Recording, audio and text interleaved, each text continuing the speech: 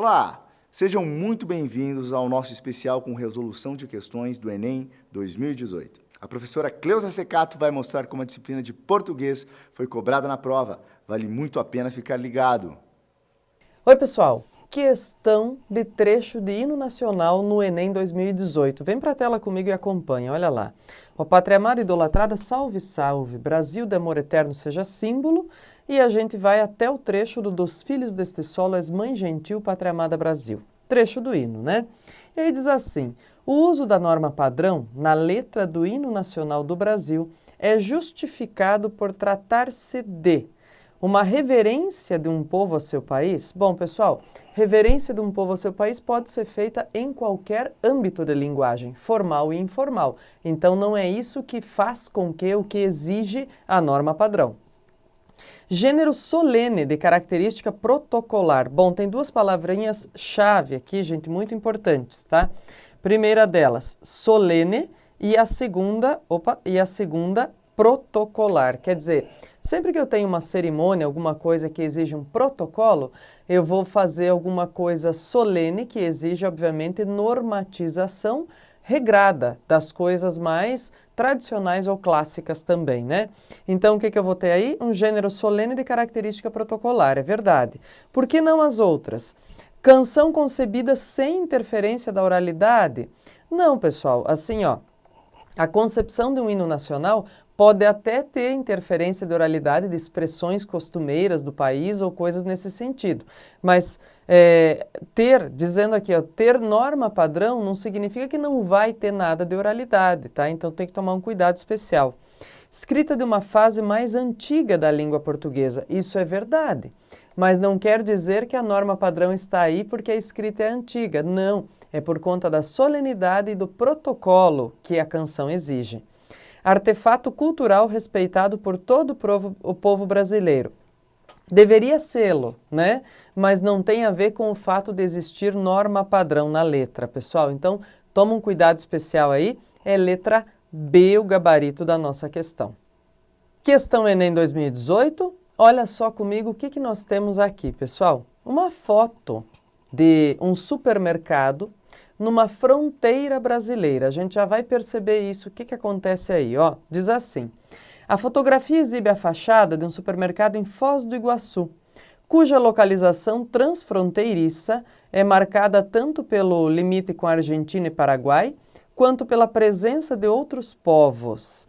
Essa fachada revela, claro, a gente está percebendo aí que há presença de outros povos, porque o nome de supermercado não está escrito só em português e espanhol, como era de se esperar se o respeito se desse aí só a linguagem, a língua falada nos países que fazem fronteira aí, né? Porque Paraguai e Argentina falam espanhol, a gente fala português. E tem outras línguas aí. Vamos ver.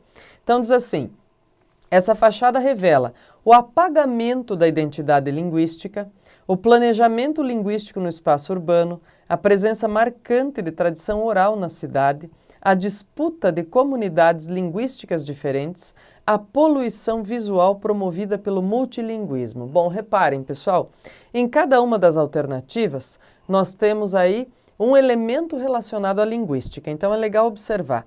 Vejam, se houvesse apagamento, nós não teríamos esse sublinhado, vamos dizer assim, né, dessas palavras em outras línguas aí, inclusive em línguas faladas por menos gente na cidade, vamos dizer assim, né?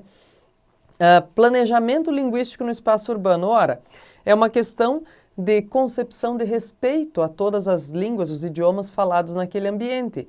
E aí você tem um certo planejamento quando você coloca essas palavras em todas as línguas mais faladas aí naquele ambiente. Presença marcante da tradição oral. Pessoal, não é assim, né? Tá escrito aí, é o nome do estabelecimento, tá? Disputa de comunidades linguísticas diferentes. Bom, nessa fachada não tem isso revelado. O que tem revelado é um respeito à quantidade e à diversidade de falares. Poluição visual promovida pelo multilinguismo, ora, é uma fachada que está amplamente identificada e tudo dentro da possibilidade de normatização arquitetônica, inclusive. Então, a gente não tem poluição visual aí, não. O que a gente tem, de fato, é um planejamento linguístico do espaço urbano, um respeito às línguas faladas naquele ambiente. Gabarito letra B. Uma questão de funções da linguagem, pessoal. Importante observar que sempre cai no Enem, né? Então, primeiro ponto aqui, dá uma olhada comigo no texto-fonte para a questão. A gente tem um resumo de um trabalho acadêmico, tá? E nesse resumo, claro, como costuma acontecer, são apresentados resumidamente, né, já como o nome diz, a problemática que deu vazão à situação, à pesquisa, ao trabalho, né, os meios, os mecanismos utilizados para desenvolvê-lo e os resultados esperados ou obtidos. E palavras-chave, que sempre são solicitadas aí ao final de um resumo, né? Muito bem. Um resumo acadêmico, gente, tem que procurar comunicar para o maior número de pessoas aquelas ideias, aquelas informações que o texto todo vai trazer, né? Então, dá uma olhada lá. O cumprimento da função referencial da linguagem. Então, fique esperto, né? A ideia de função referencial, gente, é aquela que é informativa, tá? É uma marca característica do gênero resumo de artigo acadêmico. Sim, ele não pode ter expressões coloquiais, ele não pode ter expressões figuradas, ele precisa, como nós dizíamos, informar, tá? Na estrutura desse texto, essa função é estabelecida pela impessoalidade na organização da objetividade das informações, como em este artigo tem por finalidade e evidencia-se. Pode ser sim, né, gente? Porque a ideia é impessoalizar, claro, para tratar disso como informação. Mas, ao mesmo tempo, eu posso ser tranquilamente bastante informativa, mesmo usando a primeira pessoa, tá? Mas vamos lá. Seleção lexical no desenvolvimento sequencial do texto, como em imaginário racista, estética do negro. Não, isso são expressões relacionadas à técnica do vocabulário, tá? Vamos ver. Metaforização. Olha, já para de ler aqui, né? Porque função referencial de linguagem não combina com metáfora, né, gente? Não combina com figura de linguagem, tá? Letra D. Nominalização, produzida por meio de processos derivacionais na formação de palavras, como inferiorização e desvalorização. Gente, isso não garante informatividade, viu? A gente ter muitos substantivos ou muita nominalização de um texto não garante informatividade. Adjetivação, organizada para criar uma terminologia antirracista, também não. Isso aqui não garante informatividade, pode ser muito subjetivo, inclusive. Então, sim, nós vamos ficar com a letra A, com a ideia da impessoalidade na organização da objetividade. É o que caracteriza esse texto, tá? Mas eu posso ser, sim, muito informativa, direta, e usar bem a função referencial de um texto, mesmo escrevendo-o em primeira pessoa, tá? Então, gabarito, letra A. Questão Enem 2018, pessoal. Olha só, uma brincadeira aí, um intertexto com a teoria do Big Bang, que é uma das teorias que dá vazão aí à formação do nosso planeta, né? E a gente tem uma brincadeira aí no título que diz mais Big do que Bang. Então, ele vai trabalhar com a ideia de que a comunidade científica mundial recebeu uma confirmação oficial de uma descoberta da qual falava de uma enorme expectativa há alguns meses. Os pesquisadores de Harvard revelaram ter obtido a mais forte evidência até agora de que o universo em que vivemos começou mesmo pelo Big Bang. Mas este não foi explosão, e sim uma súbita expansão de matéria e energia infinitas concentradas em um ponto microscópico, que sem muitas opções semânticas, os cientistas chamaram de singularidade. Essa semente cósmica permanecia em estado latente e, sem que exista ainda uma explicação definitiva, começou a inchar rapidamente. No intervalo de um piscar de olhos, por exemplo, seria possível, portanto, que ocorressem mais de 10 trilhões de Big Bangs. Então, mais Big do que Bang, a gente vai ver aqui, é mais volume, mais tamanho, né, gente, do que explosão propriamente. Aí olha o que pede na questão para nós. No título proposto para esse texto de divulgação científica, legal entender, então é divulgação científica para leigos, né? Ao dissociar os elementos da expressão Big Bang, ou seja, ao separar esses elementos, né, vejam lá, eles estão separados, A autora revela a intenção de evidenciar a descoberta recente que comprova a explosão de matéria e energia, resumir os resultados de uma pesquisa que trouxe evidências para a teoria do Big Bang, sintetizar a ideia de que a teoria da expansão de matéria e energia substitui a teoria da explosão, destacar a experiência que confirma uma investigação anterior sobre a teoria de matéria e energia, condensar a conclusão de que a explosão de matéria e energia ocorre em um ponto microscópico. Vejam, pessoal, em todas as outras alternativas que não a letra C, que é o nosso gabarito, nós temos coisas que impedem que elas sejam consideradas corretas, né? Então, por exemplo, evidenciar a descoberta recente, não é verdade, né? Resumir os resultados de uma pesquisa que trouxe evidências, não, já havia evidências, na verdade ela veio transformar a maneira de enxergar essas explosões. Destacar a experiência que confirma uma investigação anterior sobre matéria e energia, não, é uma investigação nova. E condensar a conclusão de que a explosão ocorre em um ponto microscópico.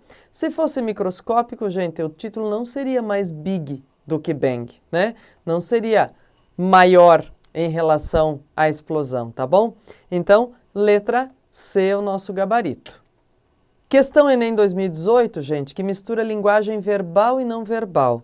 E é daquelas questões que promove ou uma mudança de comportamento ou quer promover um comportamento no indivíduo, né? Vê lá comigo, olha só.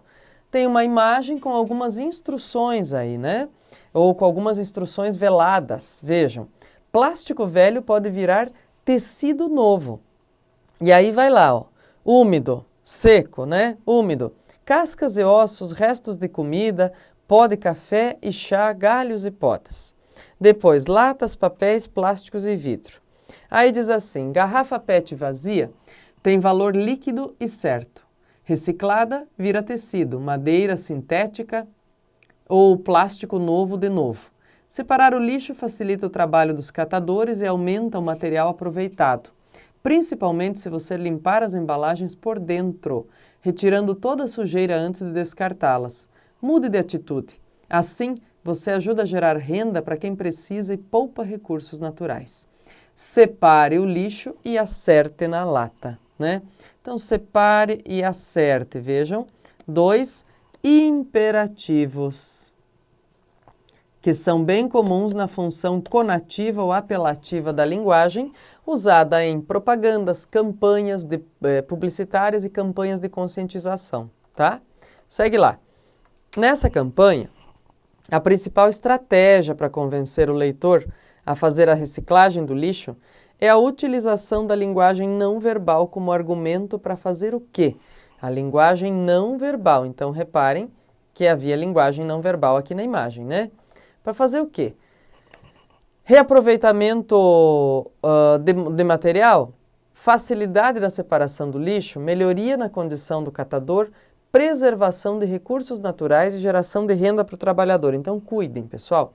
Vejam que a solicitação aqui é sobre a interpretação da imagem e não do texto verbal que dizia tudo o que é importante fazer em relação à separação de materiais, né? Claro, o que ele está sugerindo aqui? A não verbal é que haja o quê? Um reaproveitamento desse material, pessoal, né? Na não verbal é isso. Então, tomem muito cuidado, porque a linguagem verbal da campanha trabalha muito com o descarte, como fazer o descarte para melhorar as condições de recolha e de transformar isso de fato em vamos dizer assim, em dinheiro, né? Fazer giro econômico. Agora, aqui na imagem, o que a gente vai ter é, de fato, um trabalho com reaproveitamento de material, letra A. Questãozinha Enem 2018 sobre gêneros textuais. Gente, então sempre aparece mais ou menos assim uma quantidade de 2 a 3 questões que vão trabalhar com características, com meio de divulgação, enfim, dos gêneros textuais. Dá uma olhada comigo lá. Está dizendo assim, a trajetória de Liesel Mimenger é contada por uma narradora mórbida, surpreendentemente simpática. Ao perceber que a pequena ladra de livros lhe escapa, a morte afeiçoa-se à menina e rastreia suas pegadas de 39 a 43. Traços de uma sobrevivente. A mãe comunista, perseguida pelo nazismo, envia Liesel e o irmão para o subúrbio pobre de uma cidade alemã, onde um casal se dispõe a adotá-los por dinheiro. O garoto morre no trajeto e é enterrado por um coveiro que deixa cair um livro na neve. É o primeiro de uma série que a menina vai surrupiar ao longo dos anos. O único vínculo com a família é esta obra, que ela ainda não sabe ler. A vida ao redor é a pseudo-realidade criada em torno do culto a Hitler na Segunda Guerra. Ela assiste à eufórica celebração do aniversário do Führer pela vizinhança. A morte, perplexa diante da violência humana, dá um tom leve e divertido à narrativa deste duro confronto entre infância perdida e crueldade do mundo adulto. Um sucesso absoluto e raro de crítica e público. Então, vejam lá, o que a gente vai ter? Os gêneros textuais podem ser caracterizados, dentre outros fatores, por seus objetivos. Esse fragmento é o quê? Então veja, pelo objetivo que ele tem de comunicar o quê, né? O que ele pode ser? Uma reportagem, um resumo, uma sinopse, uma instrução, uma resenha. Obviamente, alguns a gente já vai descartando, né, gente? Mas vamos olhar os demais aí, o que a gente tem, ó. Reportagem porque busca convencer o interlocutor da tese defendida ao longo do texto. Isso, vejam, gente, na verdade a gente tem aqui um resumo com algumas características de subjetividade. Então isso não pode ser caracterizado como reportagem. É um resumo, porque promove o contato rápido do leitor com uma informação desconhecida. Não também porque além do resumo tem características subjetivas, então eu não posso reduzi-lo ao resumo. É uma sinopse, pois sintetiza as informações relevantes de uma obra de modo impessoal. Também não é impessoal que está aqui não, viu? Instrução, porque ensina algo por meio de explicações. Não, gente, para ter gênero instrucional, eu preciso ter imperativos, tá? Para dizer faça, leve, compre, então não dá, tá bom? Resenha, pois apresenta uma produção intelectual de forma crítica. Isso mesmo, por quê? Primeiro de tudo, ela caracteriza a narradora como mórbida, né? Então tem subjetividade aí. Tem resumo da obra? Tem. É uma produção intelectual a obra? É. Então tá aí, ó, gente. Letra E, gabarito. Questão Enem 2018, pessoal, sobre a invenção de um farejador de plágio, que não é novidade para ninguém, né? Tem vários no mercado e é interessante entender, né, como isso é um advento bem do nosso tempo, né, pessoal? E tem a ver com as tecnologias de informação e comunicação. Vê lá. Então diz assim, ó, farejador de plágio, uma ferramenta contra a cópia ilegal. No mundo acadêmico ou nos veículos de comunicação, as cópias ilegais podem surgir de diversas maneiras, sendo integrais, parciais ou paráfrases. Para ajudar a combater esse crime, o professor Maximiliano Zambonato Pezin, engenheiro de computação, desenvolveu junto com seus alunos o programa Farejador de Plágio. O programa é capaz de detectar trechos contínuos e fragmentos, frases soltas, partes de textos reorganizadas, frases reescritas, mudanças na ordem dos períodos e erros fonéticos e sintáticos. Mas como o programa realmente funciona? Considerando o texto como uma sequência de palavras, a ferramenta analisa e busca trecho por trecho nos sites de busca, assim como um professor desconfiado de um aluno faria. A diferença é que o programa permite que se pesquise em vários buscadores, gerando assim muito mais resultados. Então, por isso, um farejador, ele consegue buscar em vários ambientes as expressões, as frases, a maneira de escrever, até o estilo, né, gente, do texto, às vezes, se ele está sendo copiado de algum lugar, tá? Qual é o pedido para essa questão? Olha só. Segundo o texto, a ferramenta farejador de plágio alcança seu objetivo por meio da seleção de cópias integrais. Atenção, o que está pedindo aqui é o objetivo que a ferramenta alcança? Não, é o mecanismo que ela usa, é o meio pelo qual ela alcança o objetivo, tá? Seleção de cópias integrais, busca em sites especializados, simulação de atividade docente, comparação de padrões estruturais ou identificação de sequências de fonemas. Pessoal, o que ela faz na verdade? Ela compara os padrões estruturais, ela busca, e não é só em sites especializados não, né? Ela busca em todo e qualquer site, em todos os ambientes. Ela não seleciona cópias integrais apenas, né? Vocês perceberam que ela seleciona cópias de frases, de trechos e tal. Ela não simula uma atividade docente, na verdade ela colabora para a atividade docente acontecer. E ela não trabalha com sequência de fonemas. Erros de fonética e grafia são parte também da estrutura, mas ela não trabalha com isso, tá? Então, letra D, o mecanismo pelo qual ela consegue atingir o objetivo de encontrar plágio quando ele existe é da comparação de padrões estruturais dentro de um texto com outros textos já escritos. Letra D. Questãozinha Enem 2018, gente, tratando um pouco de linguagem não verbal aplicada a uma situação bem conhecida nossa. Vê comigo lá. Linguagem não verbal, né, mas que está descrita como linguagem verbal aqui. Dá uma olhada. No tradicional concurso de Miss, as candidatas apresentaram dados de feminicídio, abuso sexual e estupro no país. No lugar das medidas de altura, peso, busto, cintura e quadril, dados da violência contra as mulheres no Peru.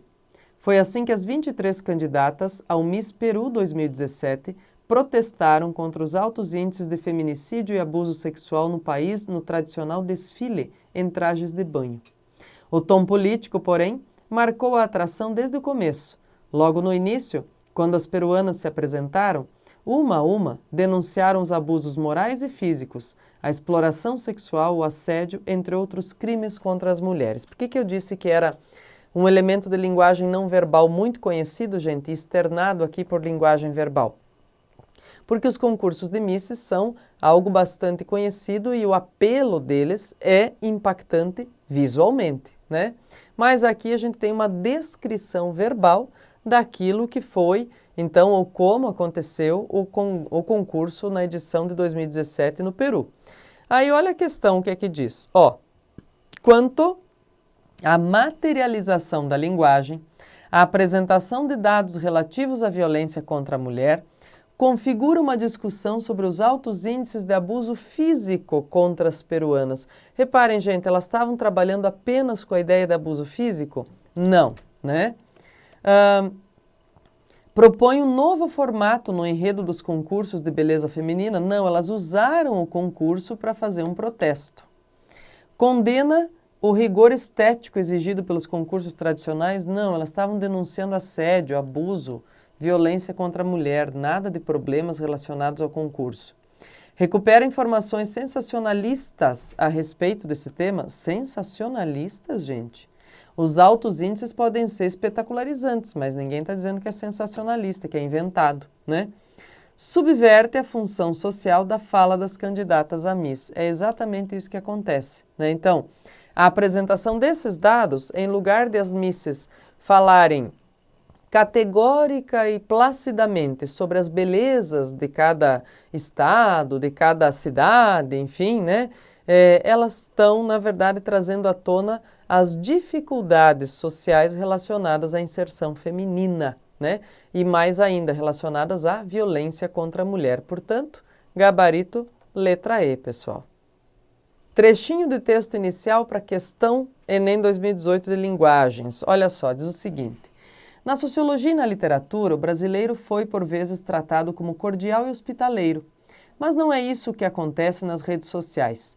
A democracia racial, apregoada por Gilberto Freire, passa ao largo do que acontece diariamente nas comunidades virtuais do país. Levantamento inédito realizado pelo projeto Comunica que Muda mostra em números a intolerância do internauta tupiniquim. Entre abril e junho, um algoritmo vasculhou plataformas, atrás de mensagens e textos sobre temas sensíveis, como racismo, posicionamento político e homofobia. Foram identificadas 393.284 menções, sendo 84% delas com abordagem negativa, de exposição do preconceito e da discriminação. Bem, aí vamos ver o que é que nos pedem para fazer com esse texto. Gente, olha só. Ao abordar a postura do internauta brasileiro, mapeada por meio de uma pesquisa em plataformas virtuais, o texto minimiza o alcance da comunicação digital? Ao contrário, né, gente? Ele maximiza porque ele mostra em números qual é o alcance. Refuta ideias pré-concebidas sobre o brasileiro? Refuta ideias... Verdade, a ideia pré-concebida é qual? A ideia da democracia racial. Ora, como que tem uma democracia racial se a gente tem tudo isso de postagem, né? É o que o texto faz, ele refuta, ele coloca em xeque, ele rechaça essas ideias pré-concebidas. Relativiza responsabilidades sobre a noção de respeito? Não, em momento algum ele faz um juízo de valor dizendo que essas noções de respeito precisam ser relativizadas. Exemplifica conceitos contidos na literatura e na sociologia? Não. Ele não faz isso, ele usa um ponto de partida, né, de literatura e sociologia para trabalhar com o seu tema. Expõe a ineficácia dos estudos para alterar tal comportamento? Ele não expôs nenhum estudo que procure alterar esse comportamento. Ele expôs um estudo que procurou levantar a ocorrência desse comportamento. É bem diferente, tá, pessoal? Então, por isso, gabarito letra B. Olha só, aí, ó.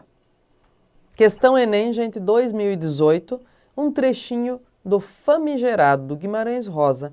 Volta e meia cai trechinho do conto Famigerado, seja para questões de literatura, seja para questões mais atreladas à ideia, à noção de grafar ou de jeitos de representar a linguagem. E nesse caso eu estou fazendo essa questão porque, de fato, ela não trabalha com a estrutura composicional ou com a temática, mas trabalha com a linguagem empregada. Então vem para cá, olha só. Famigerado? Famigerado é inóxio, é célebre, notório, notável. Vosmecê mal não veja em minha grossaria no não entender. Mas me diga, é desaforado, é caçoável, é de arrenegar, farsância, nome de ofensa? Vilta nenhuma, nenhum doesto. São expressões neutras de outros usos. Pois, e o que é em fala de pobre, linguagem em dia de semana? Famigerado? Bem, é importante, que merece louvor, respeito. Nesse texto, a associação de vocábulos da língua portuguesa a determinados dias da semana remete a quê, pessoal? Ao local de origem dos interlocutores, estado emocional, grau de coloquialidade, nível de intimidade ou conhecimento compartilhado da comunicação. Primeiro vamos entender o seguinte, pessoal. É uma ideia bem importante assim, ó, quando a gente fala de dias de semana ou de domingo, né? Tem uma tradição muito forte em algumas comunidades de imigrantes no país de falar, por exemplo, em roupa de domingo, que é uma roupa melhorzinha, mais cuidada, menos usada, né? Que é para vestir em dias de festa. E essa tradição pode se espalhar e se espalha de fato, né, para outros vieses de interpretação cultural, como por exemplo essa da linguagem. Uma língua mais polida, mais erudita, inclusive, seria uma língua domingueira, né, de domingo, mais cuidada. Uma língua do dia a dia, que ele diz de dia de semana, olha só, em dia de semana, ou seja, de maneira mais simples. O que significa famigerado, de um jeito mais simples? Ele diz, significa importante, né? Então vejam, o que nós temos aí representado pela ideia de dia de semana, ou dos dias da semana na comunicação? O grau de coloquialidade. Quanto mais simples, quanto mais dia de semana, mais coloquial é a linguagem. Quanto mais rebuscada, mais domingueira ela seria. Então percebam que essas analogias aí carecem de uma inferência aí sobre o mundo em que a gente vive também, alguns costumes, né? Não tem a ver só com o que está no texto, tá bom? Gabarito letra C. Questão sobre o uso de variedades linguísticas Enem 2018, pessoal. Olha só, mistura de linguagem verbal e não verbal. Seu organismo já está acostumado com o açúcar e está difícil largar? O ideal é ir se acostumando aos poucos com cada vez menos açúcar, né? E tá aí o cafezinho e o potinho de açúcar, o açucareiro do lado, né? Bom, o que diz lá? A utilização de determinadas variedades linguísticas em campanhas educativas tem a função de atingir o público-alvo de forma mais direta e eficaz. Claro, pessoal, é falar a língua das pessoas com quem a gente quer se comunicar, né? Então, assim, por exemplo, se eu quero que um determinado grupo de pessoas consuma certo produto, eu preciso falar a língua delas para que elas me entendam e para que elas agreguem essa situação da língua que estamos falando ao produto a ser consumido. E é mais ou menos o que acontece aqui, né? Então diz, olha, no caso desse texto, identifica-se essa estratégia de falar a língua de todos. Em que momento, gente? No discurso formal, vejam, a formalidade não é para todos, né? Registro padrão próprio da língua escrita. Também não, gente. Embora o anúncio, a propaganda, a campanha seja escrita, a ideia é atingir o maior número possível pela expressão também de oralidade. Então, não. Seleção lexical restrita à esfera da medicina. Também não, né, gente? Senão seria uma publicação especializada. Fidelidade ao jargão da linguagem publicitária. Não, porque também se eu tenho um jargão, o que eu tenho? Uma expressão, uma informação que é só de determinada área, que não é para todos. Agora, uso de marcas linguísticas típicas da oralidade é o nosso gabarito, por quê? Porque ela promove uma maior integração entre quem está dando a mensagem e quem a está recebendo. E a gente percebe o que acontece aqui, ó. Seu organismo já está acostumado com açúcar, está difícil de largar. Isso aqui, o largar do açúcar, é uma coloquialidade, tá? Isso é coloquial. Ir se acostumando aos poucos com cada vez menos açúcar. Então, existe o quê? Ir se acostumando aos poucos, né? Expressões muito mais simples, não estão incorretas, gente, mas são simples do dia a dia da fala das pessoas, tá? Então, gabarito, letra E. Questão de linguagens, Enem 2018, com um texto sobre Declaração Universal dos Direitos Humanos, gente, que completou 70 anos em 2018 exatamente, né? Então, olha só o que diz lá. A Declaração Universal dos Direitos Humanos está completando 70 anos em tempos de desafios crescentes, quando o ódio, a discriminação e a violência permanecem vivos, disse a diretora-geral da ONU para a Educação, Ciência e Cultura, para a Unesco, né? A Audrey Azoulay. Ao final da Segunda Guerra Mundial, a humanidade inteira resolveu promover a dignidade humana em todos os lugares e para sempre. Nesse espírito, as Nações Unidas adotaram a Declaração Universal dos Direitos Humanos como um padrão comum de conquistas para todos os povos e todas as nações, disse Audrey. Centenas de milhões de mulheres e homens são destituídos e privados de condições básicas de subsistência e de oportunidades. Movimentos populacionais forçados geram violações aos direitos em uma escala sem precedentes. A Agenda 2030, ou seja, de 2030 para o desenvolvimento sustentável, promete não deixar ninguém para trás, e os direitos humanos devem ser o alicerce para todo o progresso. Segundo ela, esse processo precisa começar o quanto antes nas carteiras das escolas.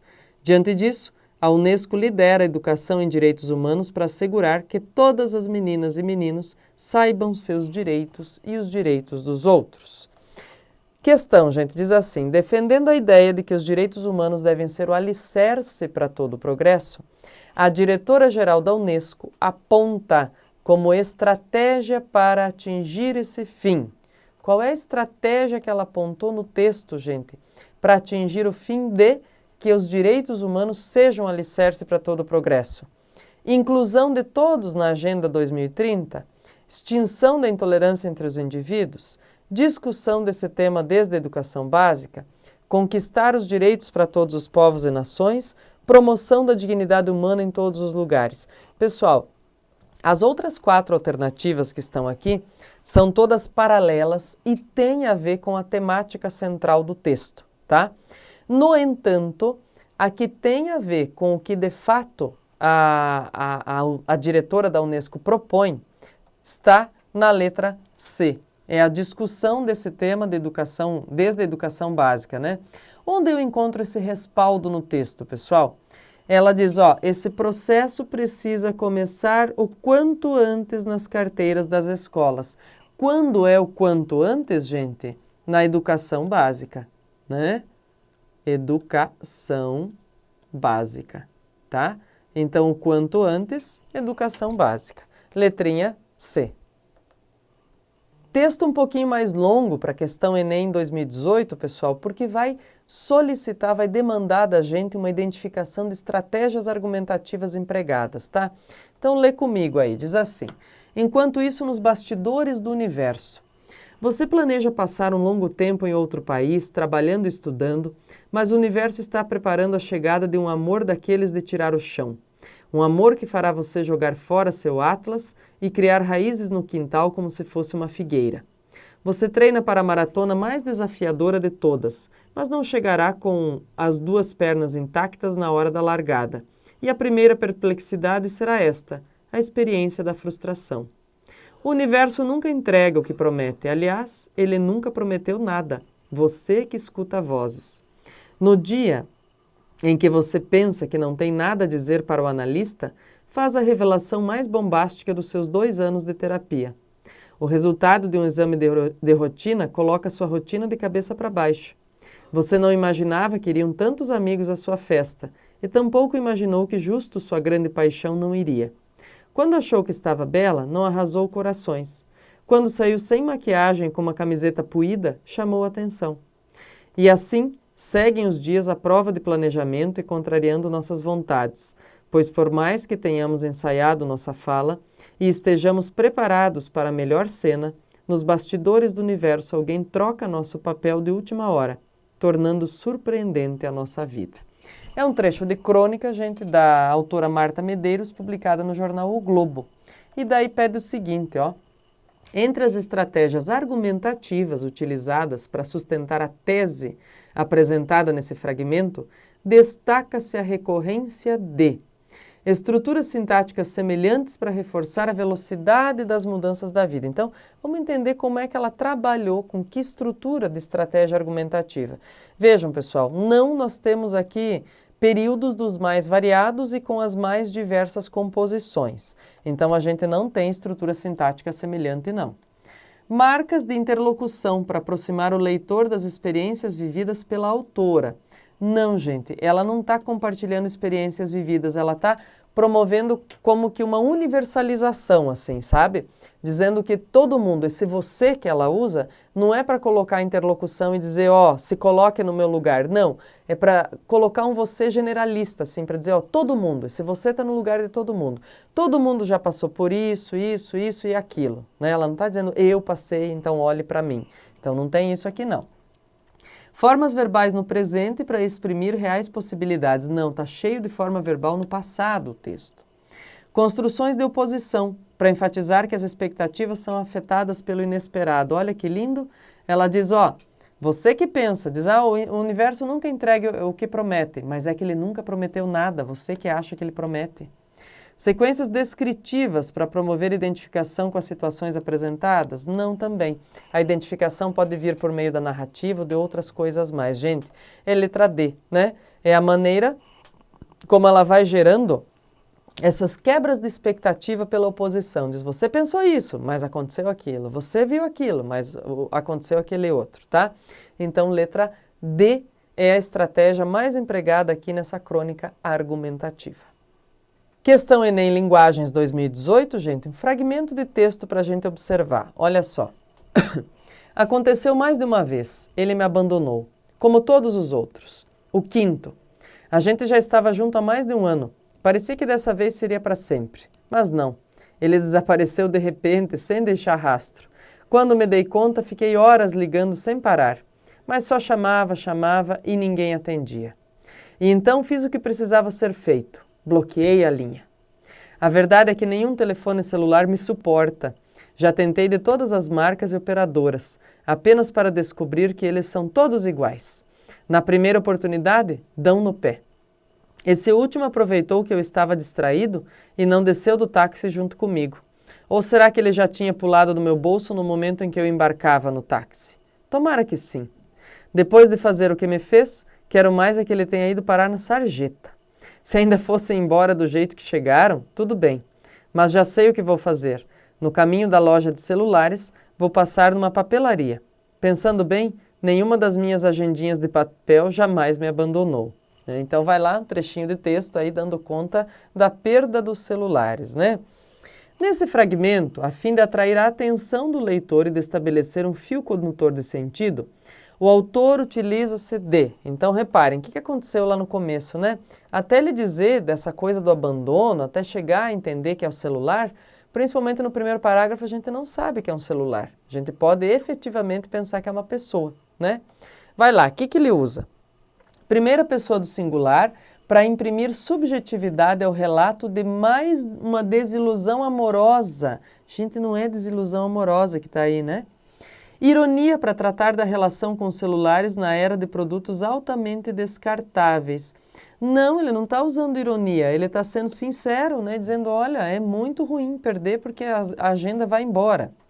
Frases feitas na apresentação de situações amorosas estereotipadas para construir a ambientação do texto. Isso sim. O que ele faz? Ele usa frases, a gente vai até o final, gente, do primeiro parágrafo, achando que ele pode estar falando de uma pessoa que o abandonou, né? Estávamos com uma relação assim, mas ele foi embora. Falou, opa, está inclusive personificando o objeto que depois a gente descobre que é o celular, né?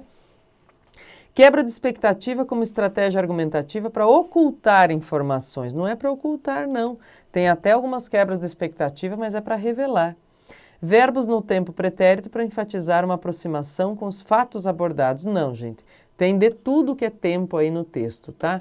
Não tem essa especificidade do pretérito. Então, letrinha C. Questão Enem 2018, gente, de interpretação de tira. Observem comigo, olha só. Ideologia internet, nova ética. Você não era blogueiro da oposição? Coerência é coisa de torcedor, eu sou profissional. 2. Novas oportunidades. Meme eu cobro X, textão eu cobro Y. 3. Nova bolha. Viu o preço da opinião na internet? Tá pela hora da morte. Então são todas estratégias aqui para fazer a gente refletir, pessoal, sobre como nós nos posicionamos ou como nós somos iludidos achando que estamos, de repente, bradando a nossa opinião, né? Mas vamos lá. Diz assim, a internet proporcionou o surgimento de novos paradigmas sociais e impulsionou a modificação de outros, já estabelecidos nas esferas da comunicação e da informação. A principal consequência criticada na tirinha sobre esse processo é a criação de memes, ampliação da blogosfera, supremacia das ideias cibernéticas, comercialização de pontos de vista, banalização do comércio eletrônico. Vejam, o que é que está em questão aí, gente? A ideia, como eu disse, né, da gente achar que está cheio de opinião, quando na verdade a gente está reproduzindo outras, né? Então, está aí letrinha D, ou está sendo induzido a reproduzir outras por aplicação de dinheiro, né? Letra D, gabarito. Questão de função da linguagem Enem 2018, gente. Sempre lembrar, função de linguagem não deixa de cair, então vamos estudá-la. Olha lá, deficientes visuais já podem ir a algumas salas de cinema e teatros para curtir em maior intensidade as atrações em cartaz. Quem ajuda na tarefa é o aplicativo WatchCine, recém-chegado ao Brasil e disponível para os sistemas operacionais iOS ou Android. Ao ser conectado à rede Wi-Fi de cinemas e teatros, o app sincroniza um áudio que descreve o que ocorre na tela ou no palco com o espetáculo em andamento. O usuário, então, pode ouvir a narração em seu celular. O programa foi desenvolvido por pesquisadores da Universidade Carlos III, em Madrid. Na Espanha, 200 salas de cinema já oferecem o recurso e filmes de grandes estúdios já são exibidos com o recurso no WatchCine, diz o brasileiro Luiz Malte, que trouxe a tecnologia para o país. No Brasil, já fechamos parceria com a São Paulo Companhia de Dança para adaptar os espetáculos deles. Isso já é um avanço, concorda? Então vê lá. Por ser múltipla e apresentar peculiaridades de acordo com a intenção do emissor, a linguagem apresenta funções diferentes. Nesse fragmento predomina a função referencial da linguagem, ou seja, informativa, gente. A informação está aí. Porque há a presença de elementos que buscam convencer o leitor? Não. Isso aqui seria função apelativa, gente. Definem o aplicativo revelando o ponto de vista da autora. Evidenciam a subjetividade. Isso aqui é para a linguagem expressiva ou subjetiva, né, gente? Expõe dados sobre o aplicativo usando linguagem denotativa. Sempre pensem, denotativa, gente, é referencial, é inclusive um outro nome da função, tá? Objetivam manter, aqui o denotativa, né? Objetivam manter um diálogo com o leitor, isso aqui é função fática, tá? Então vejam, há diferentes funções da linguagem descritas nas outras alternativas, mas a única que condiz com a função referencial é a que estabelece o uso de informação em linguagem denotativa, letrinha D, gabarito. Questão Enem 2018, gente, sobre diferentes mecanismos e usos de linguagem. Olha só. Reações celíacas ao ler um rótulo sem glúten. Não contém glúten, sem glúten e com sabor, sem glúten e barato e gostoso, sem glúten mas pode conter traços, rótulo está todo errado, né? São os emojis aí usados para reagir a isso.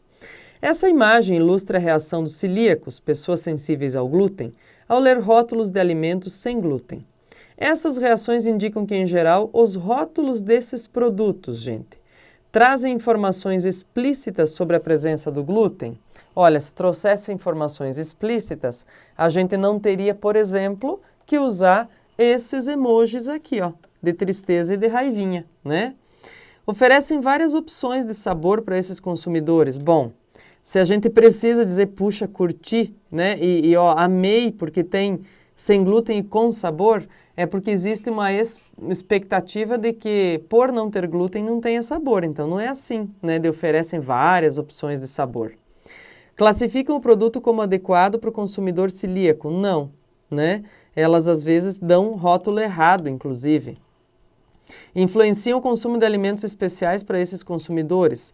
Não, na verdade, elas promovem, aí ou deveriam promover a explicação, né, gente, dessas coisas para que todo mundo possa saber o que está consumindo.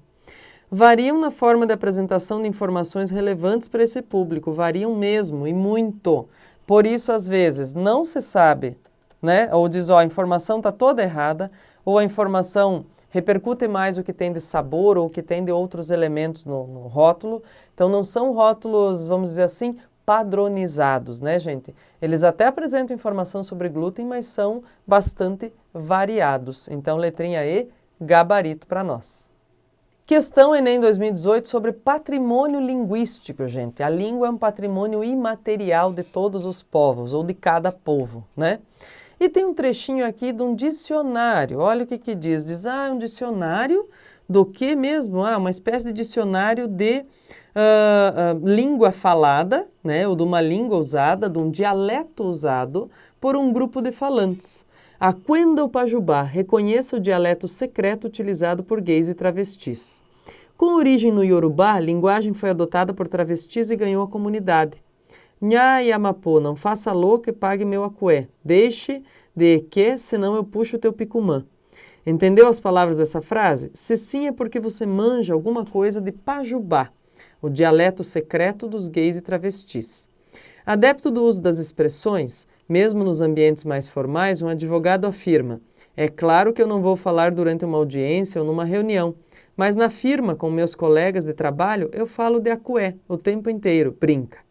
A gente tem que ter cuidado de falar outras palavras porque hoje o pessoal já entende, né? Tá na internet, tem até dicionário, comenta.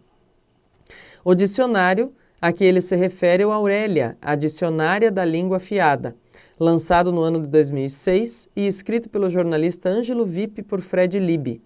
Na obra, há mais de 1.300 verbetes revelando o significado das palavras do Pajubá. Não se sabe ao certo quando essa linguagem surgiu, mas sabe-se que há claramente uma relação entre o Pajubá e a cultura africana, numa costura iniciada ainda na época do Brasil colonial. Bom, um trechinho aí então que trabalha a gente com um sistema de comunicação, vamos dizer assim, utilizado por um grupo de pessoas, né? E aí diz assim, da perspectiva do usuário, o Pajubá ganha status de dialeto, caracterizando-se como um elemento de patrimônio linguístico especialmente por... Então vamos ver. Por que ele alcança, né? Não é só um conjunto de palavrinhas, mas alcança o status de dialeto para a população, né? Porque ele tem mais de 1.000 palavras conhecidas? Não, gente, a quantidade de palavras não é a questão, tá? Porque ele tem palavras diferentes de uma língua secreta. Palavras diferentes de uma língua secreta. Diz, olha, dialeto não é língua secreta, né? É língua divulgada. A brincadeira aí do nome, de dizer que é uma comunicação secreta, é outra coisa. Ser consolidados por objetos formais de registro, né? Tá aqui, ó. Ser utilizados por advogados em situações formais, não. O exemplo que aparece aí é de um advogado, inclusive ele diz, né, ele usa o tempo todo na firma, porque acué significa dinheiro, né, ou pagamento. Então, ele diz, usa ali, mas ele diz, numa audiência eu não vou empregar, né, então não é assim. É por isso que ele é patrimônio linguístico? Não. Ser comum em conversas de ambiente de trabalho, nada a ver, né? Então, na verdade, o que acontece? Ele é consolidado por objetos formais de registro. Como assim objetos formais? Ele tem substantivos, adjetivos, flexões, gente. Ele é uma espécie de recorte de língua que se faz do seu jeito, mas usando sintaxe elaborada, inclusive, tá? Então, tá aí, letra C. Questão Enem 2018, que trabalha com campanha, gente. Campanha daquelas que são governamentais, que procuram promover um comportamento ou uma mudança de comportamento na sociedade. Olha só, se você foi vítima de assédio, rompa o silêncio, denuncie, ligue 180. Nesse texto, busca-se convencer o leitor a mudar seu comportamento por meio da associação de verbos no modo imperativo. Lembra lá, pessoal? Ó, verbos no modo imperativo são da função apelativa ou conativa, tá? São características da função apelativa ou conativa de linguagem, tá bom? Então veja o que acontece lá. Modo imperativo. Indicação de diversos canais de atendimento. Não, ele está dando como canal de atendimento aqui, gente, só esse Disque Denúncia aqui, né? Que tem 2 números, mas é um canal. Divulgação do Centro de Defesa da Mulher? Não, também. Informação sobre a duração da campanha? Não, gente, né? Ele está dizendo aqui, ó, é perene isso, tá? Apresentação dos diversos apoiadores. Mas utilização de imagem das 3 mulheres. Vamos ver. Busca-se convencer o leitor a mudar seu comportamento por meio da associação de verbos no modo imperativo a quê? Os verbos no modo imperativo estão associados a mulheres, as imagens fortes aqui, grandes, que são intertexto, inclusive, com o que virou emoji também, né? Dos macaquinhos, gente, do não vejo, não falo, não escuto, né? Então, para dizer assim, olha, não faça o alienado aí, denuncie, né? Diga, fale, ouça e também veja, né, as coisas que estão acontecendo. Então, gabarito, letra E. Questão sobre novas ferramentas de comunicação, gente. Dá uma olhada lá comigo, as TICs, Tecnologia de Informação e Comunicação, que aparecem na prova de linguagens do Enem. A BL lança novo concurso cultural, Conte um Conto sem aumentar um ponto. Em razão da grande repercussão do concurso de microcontos do Twitter da ABL, o ABLetras, da Academia Brasileira de Letras, lançou no dia de seu aniversário de 113 anos um novo concurso cultural intitulado Conte o Conto sem aumentar um ponto, baseado na obra Cartomante, de Machado de Assis. Conte o Conto sem aumentar um ponto tem como objetivo dar um final distinto do original ao conto A Cartomante, de Machado de Assis, utilizando-se o mesmo número de caracteres ou inferior que Machado concluiu seu trabalho, ou seja, 1.778 caracteres. Vale ressaltar que, para participar do concurso, o concorrente deverá ser seguidor do Twitter da ABL ou ABLetras. O Twitter é reconhecido por promover o compartilhamento de textos. Nessa notícia, essa rede social foi utilizada como veículo, suporte, para um concurso literário por causa do limite pré-determinado de extensão do texto, interesse pela participação de jovens, atualidade do enredo proposto, fidelidade a fatos cotidianos, dinâmica da sequência narrativa. Veja só, gente, no começo do enunciado, o que acontece aí? Já existe uma mostra de o que é que o Twitter faz, né? Em seguida, diz, ó, essa rede social foi utilizada como veículo, como suporte, por quê, gente? Porque o Twitter tem número limitado de caracteres. Ele tinha 140, agora são 280, né? Então, são 280 caracteres apenas. Então, ele é utilizado para dizer o quê? Conte um conto sem aumentar um ponto. Justamente por isso, por causa da especificidade do número de caracteres disponíveis para contar a história. Por isso que o Twitter foi utilizado como suporte, como ferramenta, ok? Então, gabarito, letra A, tá? Diz, prof, mas não podia ser essa para atingir os jovens?